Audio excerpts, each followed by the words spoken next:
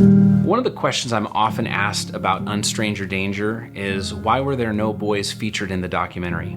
In my time as a detective, I can count on one hand the number of boys who have reported their abuse. Boys just don't disclose as often or as soon after their abuse as girls do.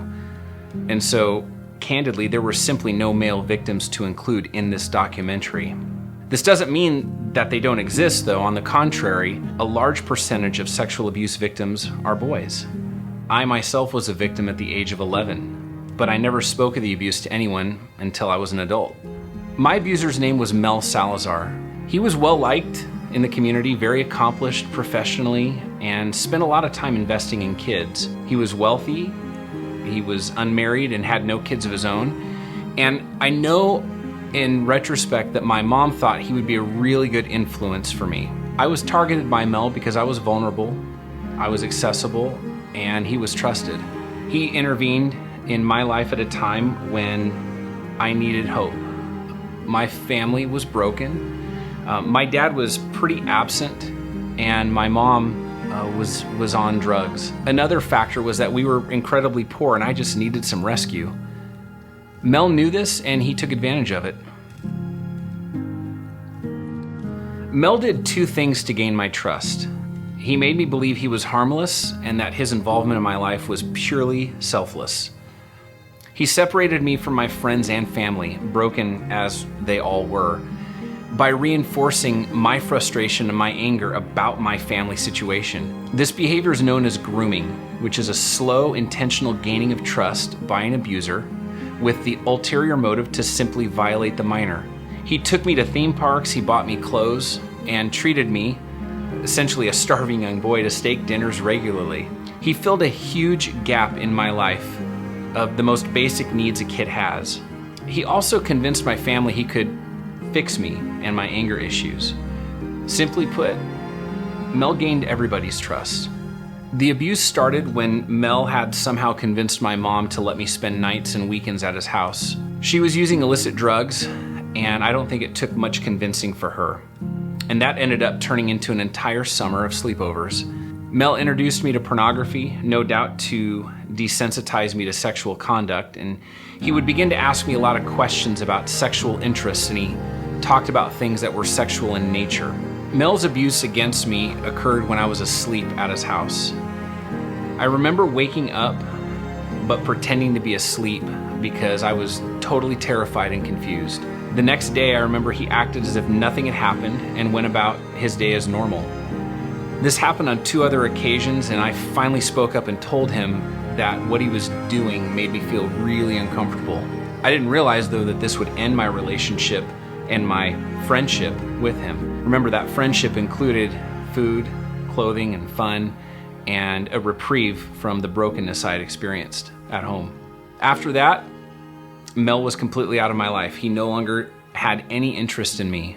I was back into my broken home where I was, along with my 2 brothers, scrounging for change in the couch cushions in order to buy food, and living with a drug-addicted mom and an absent father. Soon after Mel was out of my life, my mom kicked me out because I was having behavior issues. I never confronted Mel or reported the abuse to anyone. I was incredibly ashamed and embarrassed, and it's not something that I wanted to talk about, and in fact, I never told anyone until I was 25 years old. Mel was a prominent member of the community. He was wealthy, everybody loved him, and everyone knew that I had horrific behavioral issues. So who in their right mind would believe me?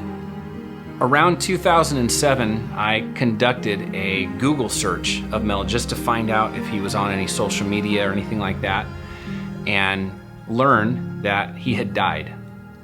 I don't know what happened to Mel or how he lived his life after he offended against me, but I can say with certainty that after being a child abuse detective for the last 9 years, I suspect he moved on to the next child without so much as a second thought about me. And that is really the devastating nature of grooming and child sexual abuse. It leaves no doubt that all the time, effort, and money spent investing in you are simply a means to betray you in the end. There is never any love, any care, or concern, or willingness to help you become a better person. I never experienced the justice that the participants in my documentary received.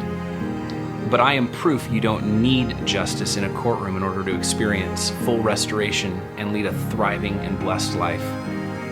I decided a long time ago that Mel didn't get to decide how I would live or what I would accomplish. I did. And I didn't allow what he did to me to overshadow the potential my life still had. Abuse is a defining moment in anyone's story, but it doesn't define any one of us.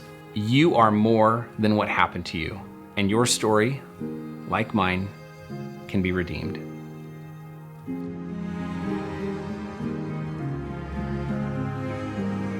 On a personal note, I want you to know that restoration is unique for each person, but there are some tried and true principles and proactive measures that, if taken, can ensure a much smoother road to restoration than simply trying to go at it alone or staying the course. For me, the decision to invest in my spiritual health was critical. Prayer, participation in Bible studies, learning about who I was created to be, and surrounding myself around people who spoke life into me following my abuse was critical in my recovery, and it remains of great importance in my life today. If you're not there yet, that's totally okay. I want to encourage you, though, to pursue therapy. Participate in quality relationships. Sometimes you have to eliminate toxicity from your life, and that includes toxic people or activities, and replace those people with others who desire to invest in you without any expectation of anything in return. And when you're ready, I would encourage you to pray and seek after God, and like me and so many others who have endured trauma, I believe you will find Him.